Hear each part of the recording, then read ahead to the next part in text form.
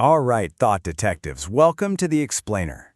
Today, we're going on a deep dive investigation into the biggest mystery out there, your own mind. We're going to crack open the secret files on your own mental programming to figure out what's really pulling the strings. So, let's start with our very first piece of evidence. It's this story about a huge, powerful elephant. Now, this elephant could easily snap that tiny rope, right? But it doesn't even try. Why? Well, because when it was a baby, that same rope was too strong. It learned a lesson way back then, and that lesson just stuck. Today, it's not the rope holding it back, it's the belief. And that right there brings us to the main question of our investigation today. You know, just like that elephant, a lot of us are held in place by ideas and beliefs we formed a long time ago. So take a second and think, what invisible ropes, what old stories are keeping you from seeing your own strength? Okay, let's get into the first part of our case. We're going to go on a hunt for these mental ropes, or what some people call limiting beliefs. These are the thought patterns that keep us stuck, a lot of the time without us even realizing they're there. This is really the heart of the problem, isn't it? Just like the elephant, we don't even think to question the ropes. We've internalized these old beliefs so deeply, they just feel like reality. We stop trying to break free because we are convinced of a limitation that probably doesn't even exist anymore. So, who is the secret director behind this whole show? I mean, if it's all in our heads, why can't we just think positive and fix everything? To answer that, we have to meet the real culprit, the one running the show from behind the curtain. It really comes down to these two competing systems in your brain. On one side, you've got your slow, conscious mind, which we'll call System 2. That's the voice you're aware of, the one that sets goals.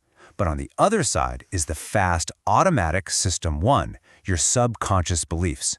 And let me tell you, trying to use willpower alone is like trying to stop a tidal wave with a teacup. System 1 almost always wins. So what's the magic ingredient that turns a simple thought into a core belief?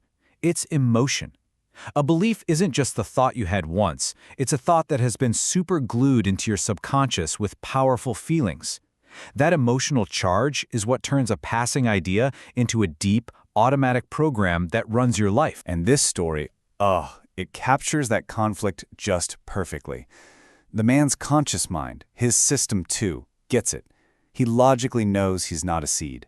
But his subconscious, his System 1, well, when a chicken shows up, that deep automatic fear program just takes over. Logic goes right out the window. Now, these beliefs don't just float around randomly in your head. No, they organize themselves into what we can call 3 mental maps. These are the actual blueprints that your mind uses to build your entire personal reality. First up, you have the self map. This is the blueprint for I. It's the whole collection of beliefs you hold about who you are, what you're capable of, and what you're worth.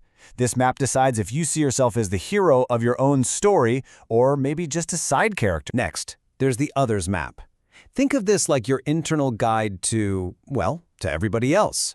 It's your personal set of rules about other people, about relationships, about society. It dictates whether you go through life expecting kindness or expecting betrayal. And finally, we've got the world map. This is your personal GPS for reality itself. It's your fundamental set of beliefs about how life works, how the universe works. Is life a struggle, or is it an adventure full of opportunities?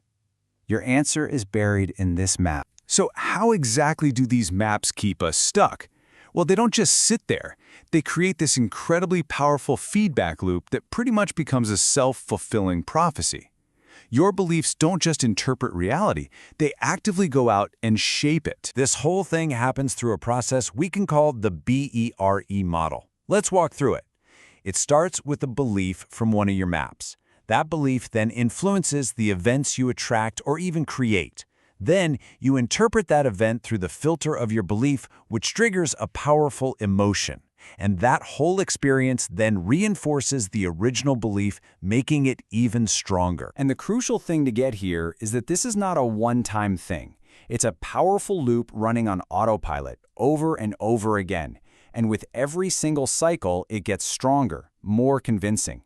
Eventually, this loop doesn't just feel like your reality, it becomes your reality. So the big question is, How do we break out of this loop? How do we stop being actors in a play we didn't write and become the directors of our own movie?